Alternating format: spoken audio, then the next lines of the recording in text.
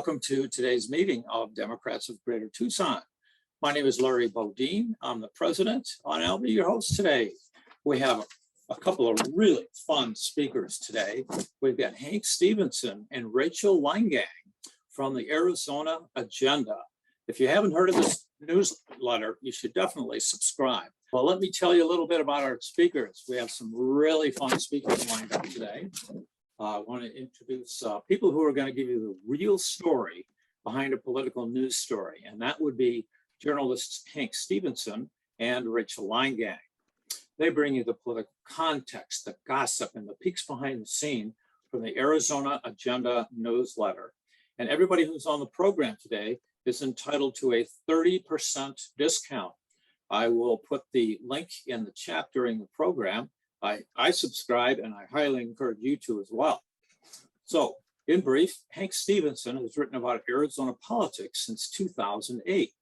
He's written for the New York Times, Politico, even the Columbia Journalism Review. And you might remember Hank from when the Arizona House of Representatives passed a measure to ban him from attending the State House of Representatives because they didn't like the coverage that he was giving to the House Speaker. And then, in addition, we have Rachel Leingang. She has covered government politics and higher education in Arizona since 2015. First with the Arizona Republic, and then with Capital Times. I think I got those mixed up, but in any event, she most recently wrote about government accountability stories with an eye for those impacted and a focus on problem solving. And she's got a master's degree from Arizona State University. And with that, Hank and Rachel, the floor is yours. Go right ahead. I'll start off and just tell, I worked at the Cap Times, then the Republic, but either way, it doesn't matter. I'll tell you a little bit about why we started the agenda and kind of how we've gotten to nearly our first birthday. In a couple weeks, we will be 1 year old. We were given some funds from Substack, which is a newsletter platform, basically a publishing platform, as part of a push into local news. Hank and I pitched them a newsletter in April of last year that was structured around the concept of sharing our knowledge as like political insiders to people who are outside the political process, in hopes that more people would get involved. Our main goals are just to not be boring and to provide context that helps people understand, the players involved, why things happen, and how they affect all of our daily lives. So we publish every morning at 6 a.m. from Monday to Thursday. It's like a rundown of what's happening in politics from like a local level up to the federal level, all Arizona based. And then on Fridays, we do kind of like deeper stories that are our original reporting on whatever, piques our interest. Right now, with election season, that's pretty much all we're focusing on, with some, forays into slightly different things here and there. But it's just the two of us who run it. It's fully independent. We're not backed, aside from the initial funding from Substack, we're not backed by any other outside interests. Solely, we are funded by subscriptions. Which means we're, at whatever whim we want to be on at any given time. We're our own bosses. So I'll let Hank go from here. Yeah, I would just say, add to that I think those of you who are familiar with our newsletter probably understand that we are not necessarily the traditional nonpartisan, unbiased reporters that you might find at the Associated Press or even the Arizona Republic. But we're not partisan warriors either. I don't think either of us identify as Democrats or Republicans.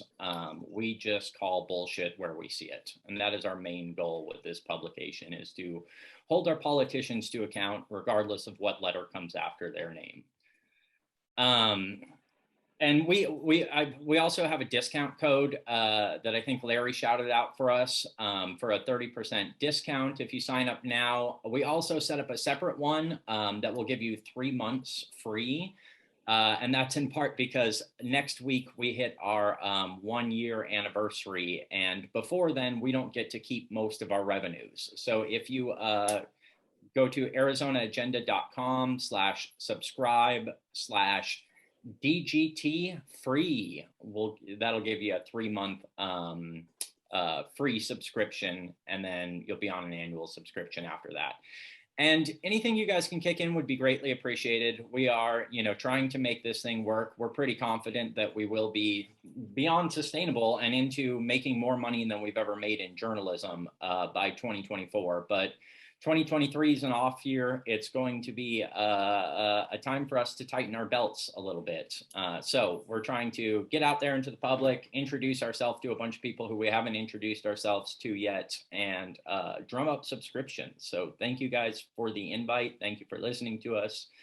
And we kept this relatively short. We just wanted to run through. We know that, you guys are a well-informed audience, so we don't know how much we need to tell you about the election results, but we'll run through some of the highlights as we see them, highlights and lowlights, I should say, as we see them.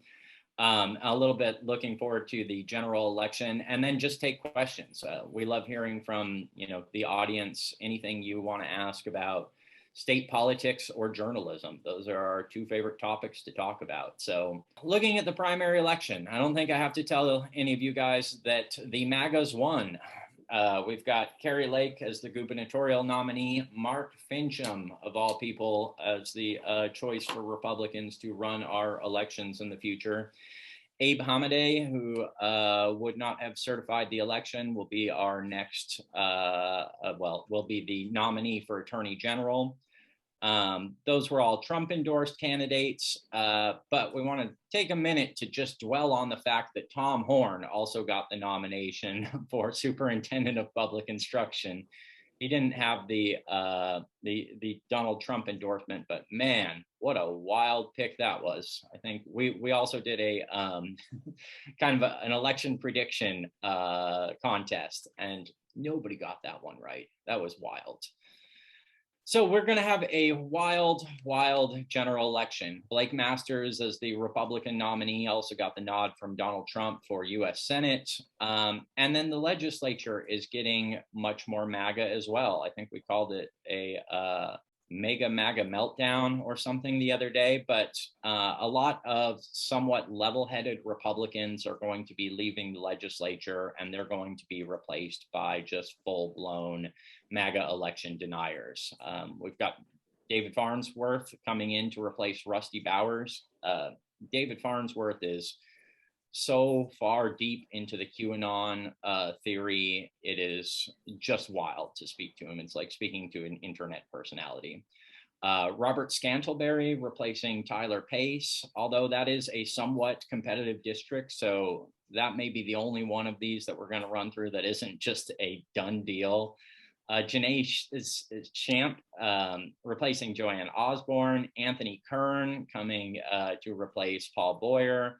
And who would have thought we would be lamenting Kelly Townsend losing us? But when it comes to Kelly Townsend or Wendy Rogers, I would argue that Kelly Townsend is the level-headed of the two, and she's on the outs too. In the legislature, we're losing a lot of talent of incumbents who have been around a long time. And I think that a big part of that is redistricting. Every 10 years, all the lines get redrawn and all the districts are up for grabs. But I mentioned already that we're losing Paul Boyer, losing Michelle Ugenti-Rita even. Who would have thought that that would be a actual loss to the legislature? But when she's being replaced by a person like Alex Collodin, who has been I think his bar investigation is still ongoing. I haven't heard otherwise. But he is it? I've been following it. Yeah, I'm hoping Collodin gets disbarred.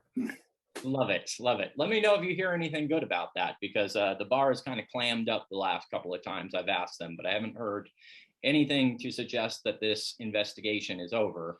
There were a lot of bar complaints filed against the lawyers who were dabbling in Stop the Steal world, and all of them were thrown out except for Alex Collodin, because Alex Collodin stands out even in that field. He's the attorney for the Arizona Republican Party. He has filed all sorts of lawsuits, lost every single one of them as far as election denialism goes or election conspiracies.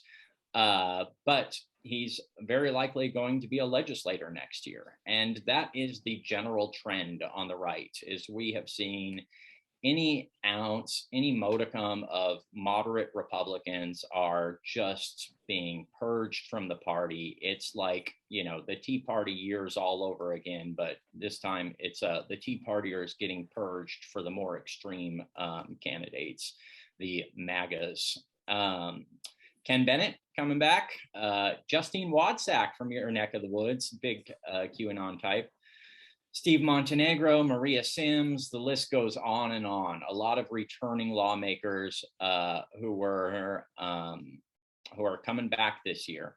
On the Dem side, I'm very curious to see how you guys view the primary election, but I look at it as a very mixed bag. We got a lot of progressives winning their nominations, but we also got a few surprise, very conservative Democrats who won their nominations.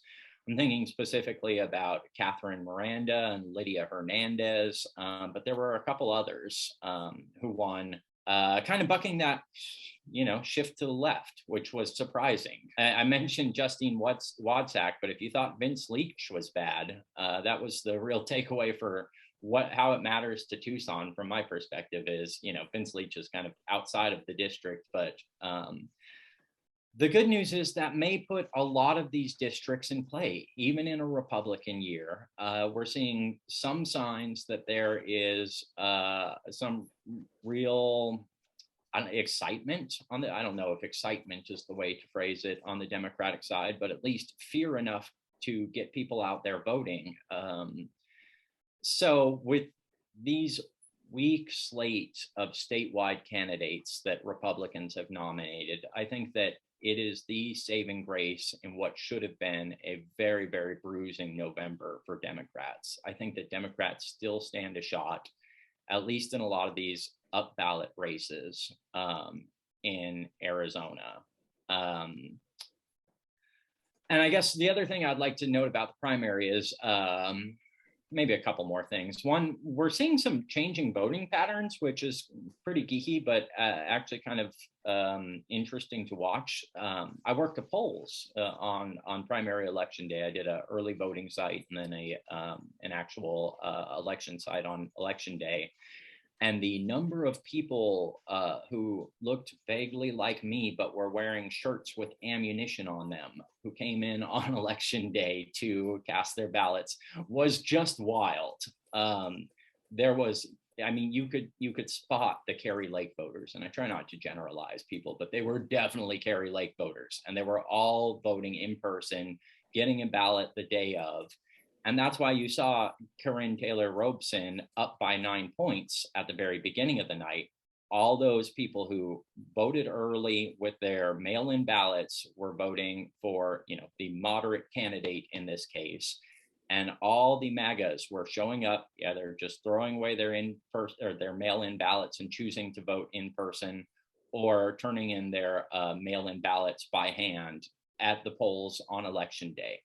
So in past years, we've seen really Republicans holding the lead with early voting, because Republicans in the past would get their ballot, fill it out, send it in. That was something they were very, very good at. And then, you know, slowly over the days of counting, we would see Democrats coming up and up and up as, you know, the Democratic voters showed up at the last minute to drop off their ballots in person.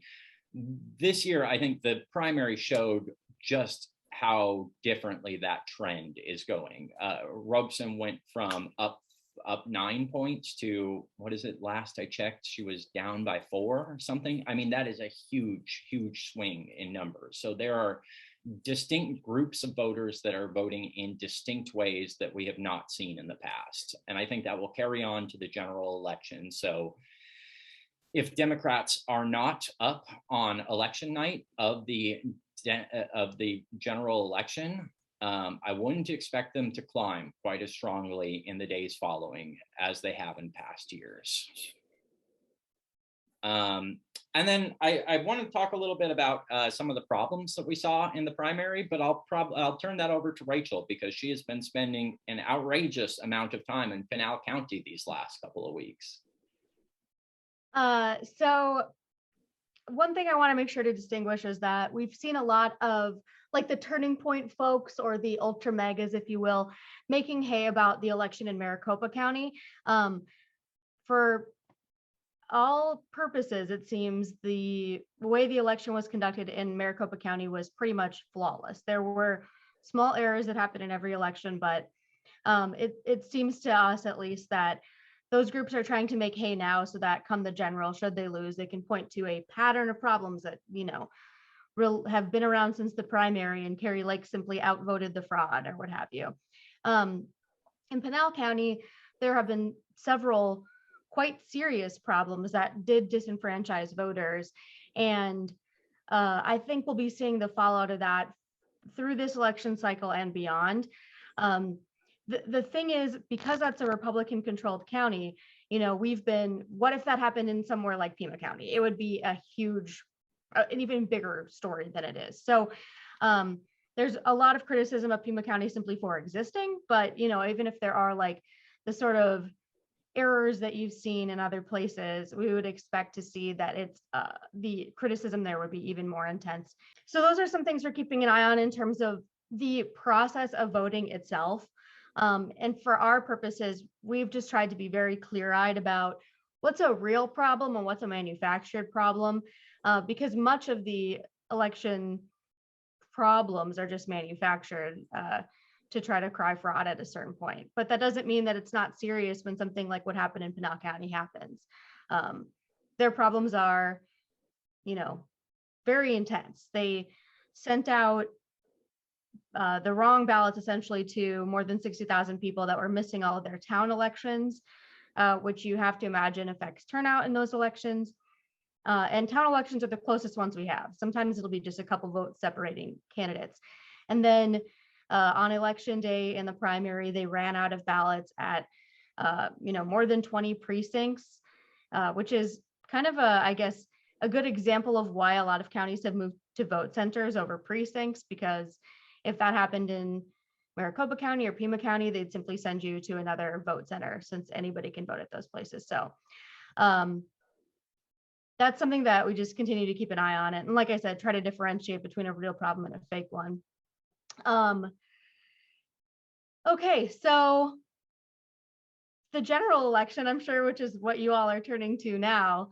Our take has been that there's not really a way to moderate the position of election denialism. It really appeals strongly to Republican primary voters, but there's not a lot of crossover. Like independents don't really, you know, believe that, and Democrats don't believe it. And as we know in Arizona, like there is a moderate lane here that tends to work for a general election that can be difficult to arrive at for election deniers. There's just not a way to moderate that position. So we think there are a few key positions that likely could go, you know, either way. The extremism of Mark Fincham may be enough to put people off of voting for him. I think Chris Mays is an excellent candidate for Attorney General. I think that she's going up against Abe. He's younger than I am. He has no real experience, no real good reason to elect him other than he believes the election was stolen and Donald Trump says you should elect him. So I'm feeling pretty good about Democrats' chances in the Attorney General race. I think Kathy Hoffman has it in the bag against Tom Horn. I would not be saying that if it were Sapir who had won that primary election, but who put them both on a stage together and walk away thinking that Tom Horn is the person who should be elected to deal with our children. I just can't imagine that the voting public would think that. And Mark Kelly's an excellent candidate. He's going to have more money than anyone in this state has ever had. He hasn't stepped in it in any way. He's great, you know, and I think that he's walked that fine line that time and time again, we've seen successful Democrats walk. That not being outwardly progressive, not making any enemies, you know, that kind of bland Democrat that you have to be in order to win a statewide race in Arizona. And I think Mark Kelly is that. Plus, he's got a cool leather jacket and he rides a motorcycle. He's kind of likable. And Blake Masters is weird. I mean, Blake Masters believes some really weird things, and that is all going to come out in the general election. And, you know, when you've already got in the primary clips of him speaking not negatively, let's say, about Nazi war criminals and the Unabomber, just imagine what kind of stuff we're going to see coming out of him in the general election. So that's kind of my overview on the statewide races. I think that the Democrats have a couple of good shots, a couple of toss-ups, a couple of reaches, perhaps, but none of these are out of reach for the Democrats, I would say, largely because of the slate of Republicans that have been nominated. This was a gift to the Democrats, should they know how to use it. The legislature is not going to go Democratic, no matter what the people who want your money will tell you. Look, it's not even possible for the Democrats to take the House of Representatives, given the fact that they didn't put up the even enough candidates in these competitive districts to flip it.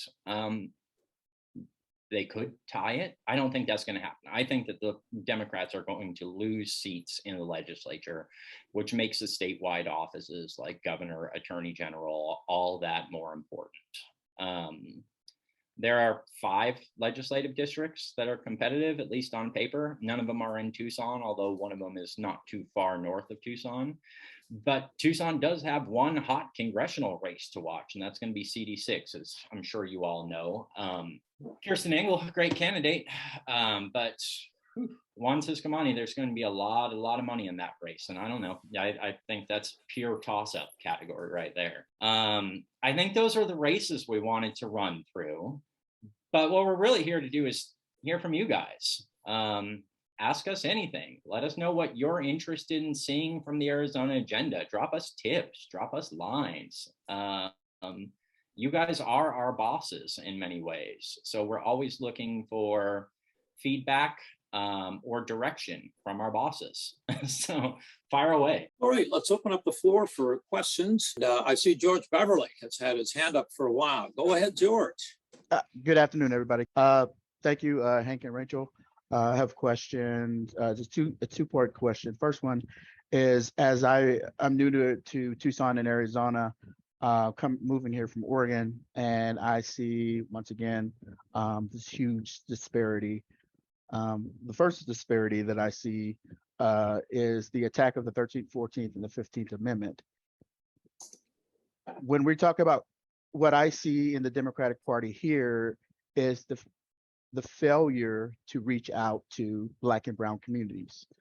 It is super important that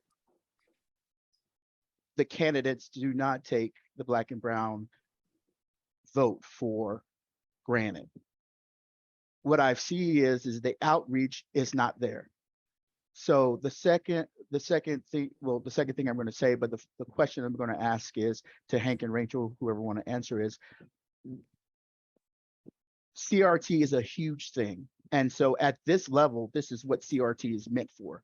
Have you guys done any research or wrote on anything about the critical race theory in the political realm of gerrymandering or even voting disparities within Arizona?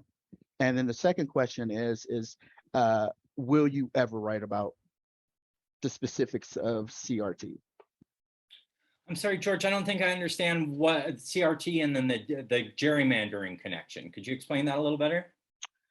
Yeah, so critical race theory is a political systematic system throughout politics and social justice, right?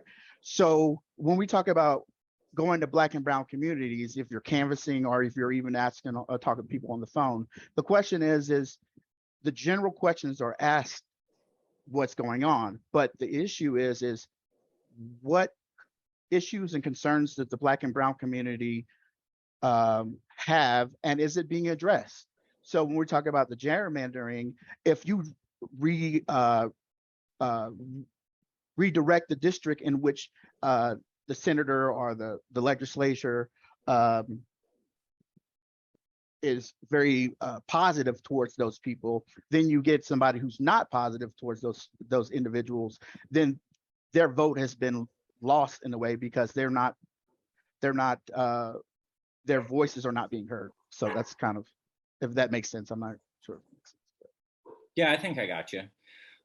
So I haven't done a whole lot of writing on CRT as an issue. I did write one thing for Politico not too long ago that I thought was, and actually is probably pretty relevant to this audience, about Mexican American studies. I'm sure the old time Tucsoners remember the big fight over MAS.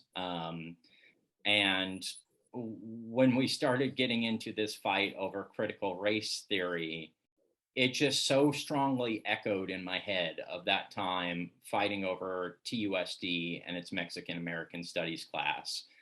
And that was Tom Horn's baby. That was, the thing that Tom Horn did for years and years was rail against Mexican American, before anyone else was doing it, frankly, railing against Mexican American studies at TUSD. And eventually he got it banned, at least in law. There was, essentially the precursor to the laws that we're seeing today, stating something like, can't teach racial resentment, which, very arguable if that's what these things are doing. But I think the real takeaway from that fight was that 10 years plus later, TUSD still has Mexican American studies. They do it slightly differently. And I think that fight took the real wind out of a program that was accomplishing great things for its students and forced a lot of those teachers to move on. But it is a good political tool for the right to use these things like critical race theory, which most people don't really understand what it is. And it just sounds scary, and un-American is the most, the biggest thing people will say in focus groups. But it's not a tactical fight that can be won that easily. I think that, the fact that this program still exists, still continues to this day, shows that eliminating it is not as simple as passing a law, because in a lot of ways, it's just teaching history. And we're not to the point where we can outlaw teaching history just yet. So I don't know if that answers your question, George, but I want to mention too, you mentioned something about like Democrats taking for granted the, votes and interests of Black and brown people. And I will say, having in 2020 covering the presidential race, there was far more engagement on the right to try to get Latinos out than there was on the left. I think there is an element of that, well, Latinos are going to go for Democrats, so we don't need to really actually do a whole lot to get them out for us. But I live in South Phoenix, which is a heavily Latino area. There was a Latinos for Trump office right down the street, and they had canvassing and events every other day for months. So there is a lot of investment being done on the right, especially toward Latinos, that Democrats need to be aware of and trying to counteract, should they still want that to be a part of their voting bloc. Yeah, and we're seeing, the results of that. Like now more than ever, Latinos are being drawn to not only Trump, the personality, but kind of Republican policies by and large. And, Arizona's Black population is so much smaller than our Latino population. They often just get forgotten about, frankly, unless, you live in one of those districts where, that is a real part of your voting block. But I have never seen any organized outreach to Black Arizonans. At most, it's kind of a superficial outreach to Latinos. But if the Democrats are going to form winning coalitions in the future, yeah, you're absolutely right. They're going to have to stop taking those groups for granted and actually working for those votes. Well, let's turn to Mike Bryan. He's got his hand up. Go ahead, Mike. Hey, well, I got a couple of questions from the chat. The first of which is, what is your analysis of the best outcome of the state legislative contest this year? how many seats might we reasonably project to capture for the Democrats? So I haven't done the hard numbers analysis since we did like a redistricting cheat sheet many months ago. I will be absolutely shocked if they hold the numbers they have now, which is a margin of 1 in each chamber. And even if that happens, the margin of 1 has worked to Democrats' favor for the last 2 years because there was at least one Republican who was not off the rail in each chamber. That one Republican in the state Senate was Paul Boyer, and he's gone. He's been replaced by Anthony Kern. That is the exact opposite. So even without even if Republicans have a functioning majority, they haven't always been able to govern. I think they're going to be much more unified, much more hard right in the coming year, and I'm sure that they will have a majority, whether that's a 1-vote majority or an 8-vote majority. I think the real point is it won't matter as much what their majority is because they will have their caucus much more unified than they have in the past. And look, we'll inevitably see somebody grow a backbone within the Republican Party and stand up to some of this, because even a lot of these people, they don't, they're conservatives. They want to vote to outlaw abortion. They want to vote to lower taxes. That's not the issue, really. It's, are they going to vote to arrest the Board of Supervisors? And I think that I can hope that we will have 1, 3, however many it is, stand up and stop that kind of thing going forward.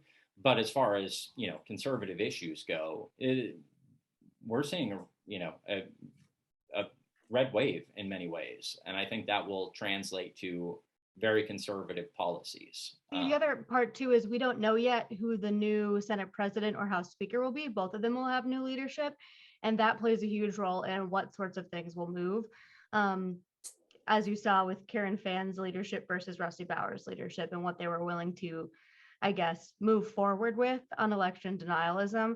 But depending on who ends up in those seats, that really plays into the, we don't see a way that the legislature isn't redder next year than it is right now. Well, that's terrifying. Okay. Paul Stapleton Smith asks if you're familiar with LD 17 down here in Southern Arizona. That was that's Leach's district, right? Yeah, it was gerrymandered for Leach's district, I guess we should say. Yeah. And so he wonders if that's winnable for Dems in your view, and if so, how? I don't know. I mean, I've been wrong before, but on paper, no, it shouldn't be. It wasn't one of our 5. I'll tell you what our 5 on the list that we think are competitive: 2, 4, 9, 13, 16. So and nothing 16, in the Tucson area.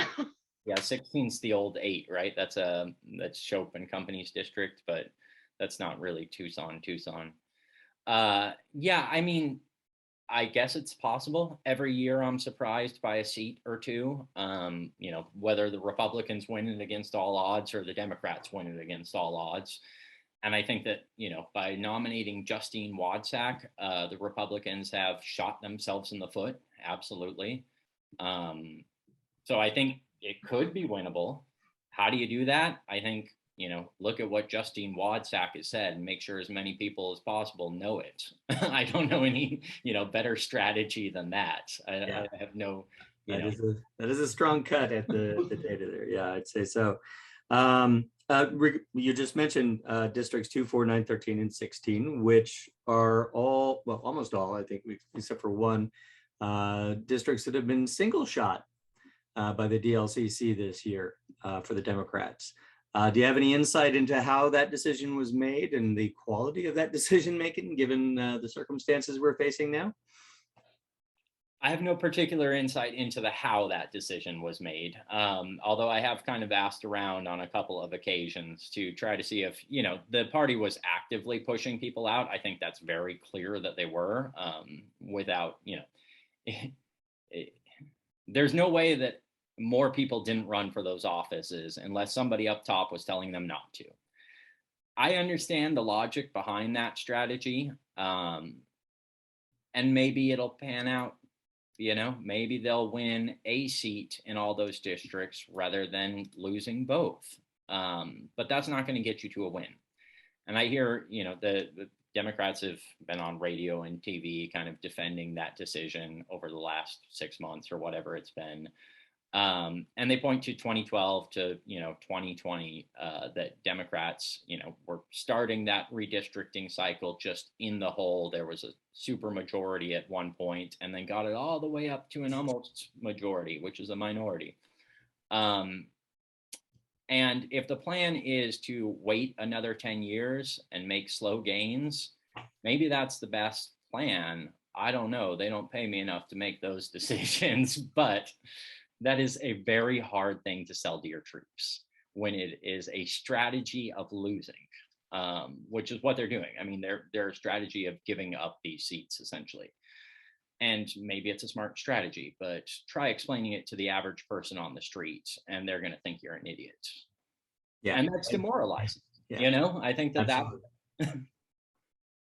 yeah, the problem with expertise is, you base your expertise on past performance. You have an excellent understanding of past performance, but when circumstances change and there are earthquakes in the background, that expertise can often seem idiocy. Well, and I think, the overturning of Roe versus Wade has the potential to be that cataclysmic moment. I don't, who knows if it's going to shake out, but that certainly, if anything, could, if anything was going to change the dynamics that we knew were true in January of this year by November, it's that. Yeah. All right. I got a couple more questions, but I'm going to let people who are raising their hands, asking questions live, go ahead. Right, we have a question from Kirk Alexander. Just hit the unmute button and go ahead and ask your question, Kirk. Yes, thank you, Larry. Thank you, Hank, for your discussion here. I apologize for not really knowing who you are or what Arizona Agenda is. And I admit to having dropped out of politics for a number of years. I'm just recently back in. So my question and concern has to do with the Arizona Democratic Party needs to make maybe an unprecedented effort to show how dangerous both Lake and Fincham would be if they were elected to that position. So are there representatives from the state party here that can speak to that? I'd love if there was somebody from the state party here kind of answering that question. Paul, are you with the state party? Okay. Yes. Yeah, Rochelle, thank you. And Larry, thank you for thinking of me as the labor union guy instead of the first vice chair of the state party. Thank you. I think I'm looking at Hank. I can't tell you how grateful I am, both of you, your Arizona Agenda. I put that in the chat, and I'm filibustering the folks who had their hands up as a moderator. But I wanted to say I would be glad to answer and then talk to you guys offline as well. We are immersed in coalition building and strategic meetings to make the most of what we do, Hank. I say that to you because we've got to figure this out. The stakes are so incredibly high, and the errors, the forced errors, unforced errors, I'm not a baseball guy, ADLCC, etc. Liz Luna abruptly resigning, and the hemorrhage of trying to be respectful.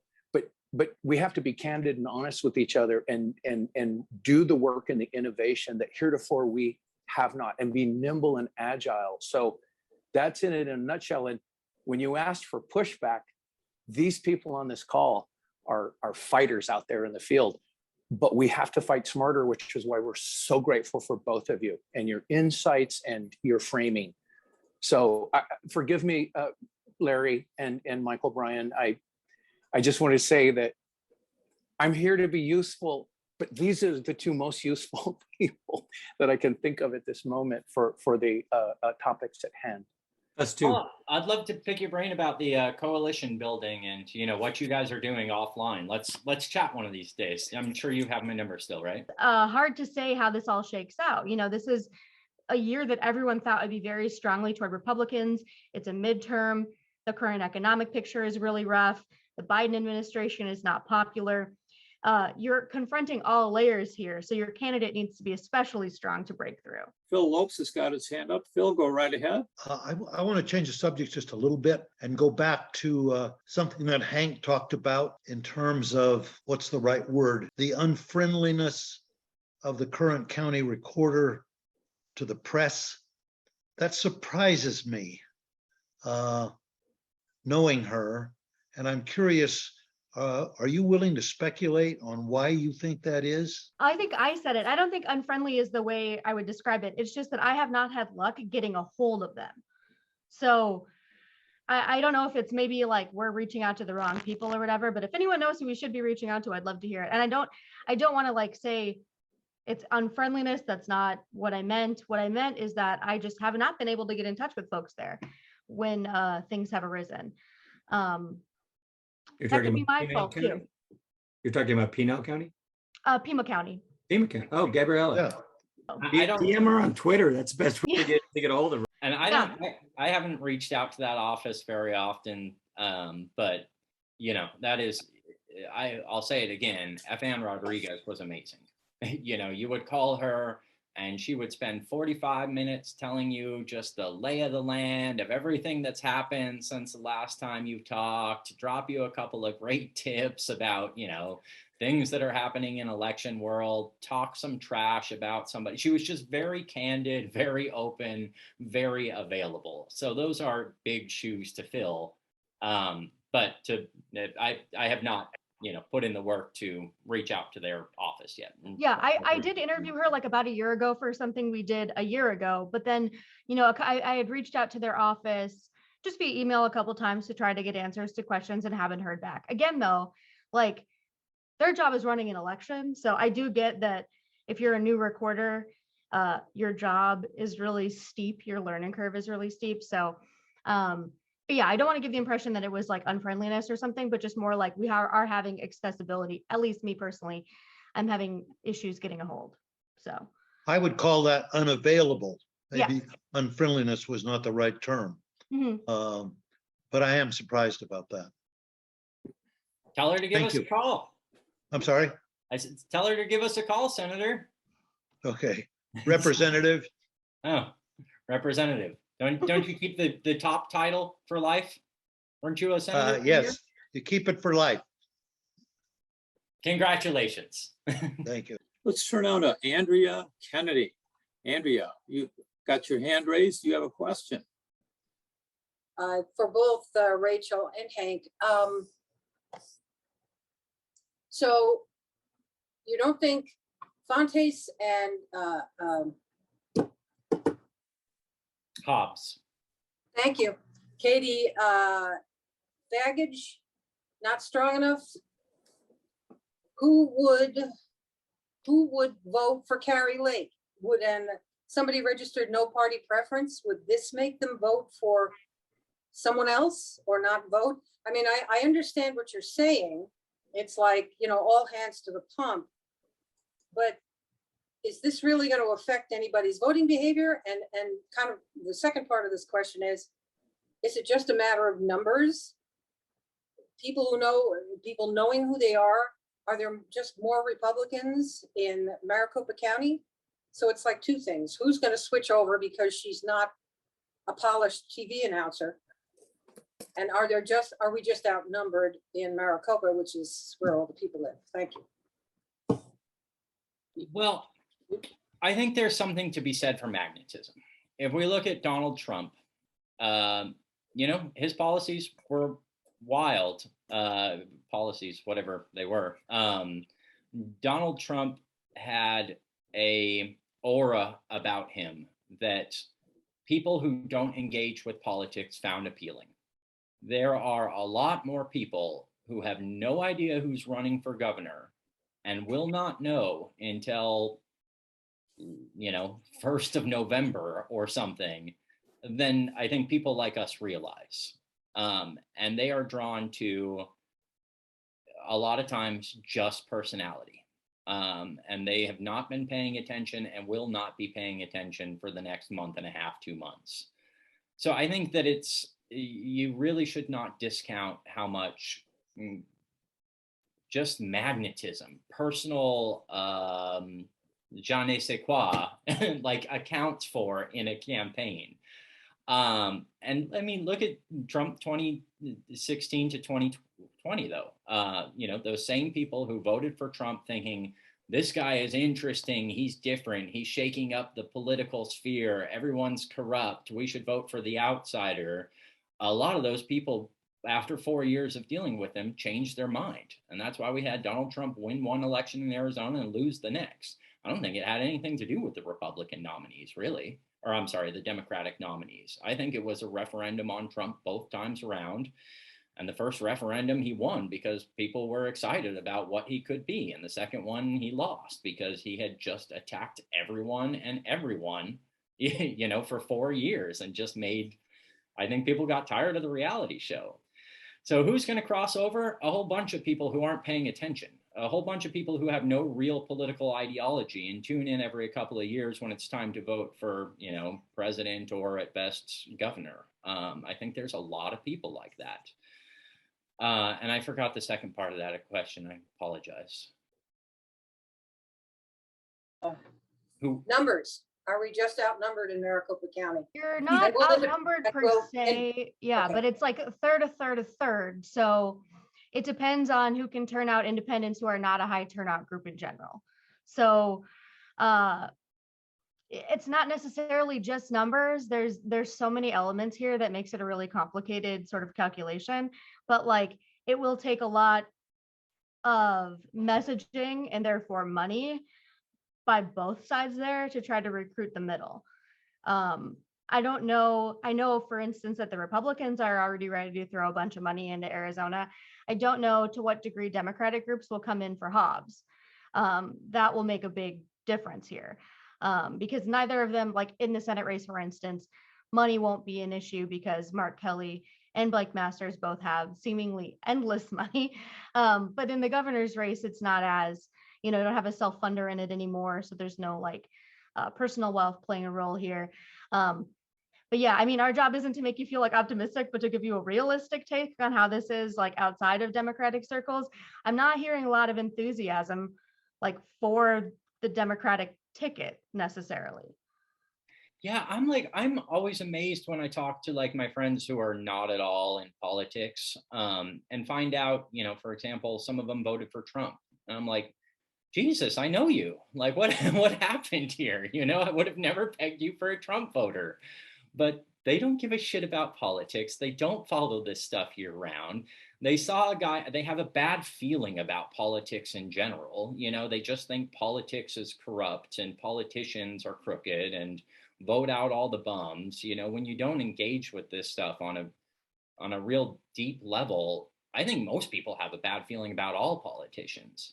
And so there's something just different and appealing about somebody like Carrie Lake or Donald Trump for these people, because they're saying what a lot of people think, which is politics is all corrupt. You can't trust these people, blah, blah, blah, vote for me, you know, and that apparently works pretty well. I mean, you know, it'll remains to be seen if Carrie Lake can win an election in Arizona, but I would not discount that aspect. I think that's one mistake that political people do all the time is think that, you know, a normal person knows or frankly gives a shit about the policies of politicians. That is not what a lot of people vote on. All right, we have a DGT board meeting coming up after this meeting, so let's go on for a couple more questions. Steve Mizell, go right ahead. So although I live in Arizona, I'm not terribly familiar with people running here. And so for me, the conversation has really been in the woods and sort of conversation about, somebody said, you know, people voting for the Democratic ticket. And I guess where my head is completely someplace else in terms of where the conversation has been. And that is what went on in Kansas, where the independents, where Republicans came out, because the people there running their campaign, what I read was, they didn't talk about abortion as a medical procedure. Everybody knows that. They talked about it as the freedom for women. And they got women out who wanted freedom for themselves and for their daughters or granddaughters. The Republicans have been successful selling fear. Well, in Kansas, they talked about the extremism. People wanting not even to allow abortion for the health of the mother, or rape, incest. So I think, the way I look at it is I think there's a tremendous opportunity and great optimism that can be had rather than negativism around the individual candidate, because it's not about the candidate right now. I don't think anyone's voting for the candidate. They're voting for either they're going to have freedom and their civil rights going forward. Let them know what was said at the Supreme Court with Thomas and where this can be going for every single group that's within the base of the Democratic Party. And so I guess, I see a lot of negativism, but, I think selling fear the way the Republicans did, but for the right reasons, and take back not only the word freedom, to take back the word values for what it really means. So, and the same thing with religion, for what it really means. I think there's this tremendous fear of going out and doing that, being positive, proactive, and living what you believe, and worrying about something on a resume or somebody isn't great at speaking in a debate. So that's my take, and that's all. Thank you. So Rachel and Hank, let me rephrase what he said into a question. Do you think Arizona is going to be like Kansas, where they came out in full-throated support for reproductive rights, or are we going to be more like Wyoming, which is kind of a Republican dumpster fire catastrophe? Well, we don't have a direct question on the ballot this year related to abortion. So I think when abortion is asked about directly, yeah, it has a lot of broad support across political parties. That issue has broad support, but there is a disconnect between what a candidate thinks on an issue and asking about the issue directly. Like, those are different sorts of questions.